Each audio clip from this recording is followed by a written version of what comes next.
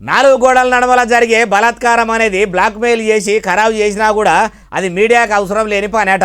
నాలుగు గోడల నడమల చేసిన నలుగురు చూడంగా పొదల సాటుకు గుంజుకపోయి చేసినా రేపే అవుతుంది కానీ అది బలిమి చేసుడే కాదు, ఖరాబు చేసుడు అంతకంటే కాదు అన్నట్టు ఎవరన్నారంటారా? ఇగో అయ్యా మాజీ ఎమ్మెల్యే జగ్గారెడ్డి సార్, ఇక చెప్పుర్రి మీ ముచ్చటేందో.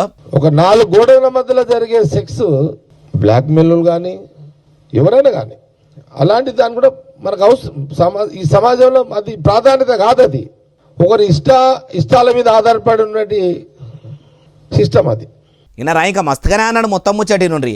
దీన్ని కూడా కొంత అందుకే నేను ఎంటైర్ మీడియా యాజమానాలకు రిపోర్టర్లకు అందరు కూడా నేను అయ్యా మాజీ ఎమ్మెల్యే సారు, మీరు అసలు ఏమనుకుంటుర్రు? ఓ నాలుగు గోడల నడమల ఇష్టం లేకుండా బ్లాక్మెయిల్ చేసి ఓ ఆడవిళ్లను పాడు చేస్తే ప్రెస్ అనేది పట్టించుకోవద్దు, ఆ ముచ్చట సమాజానికి అవసరం లేదా అంటుండ్రా?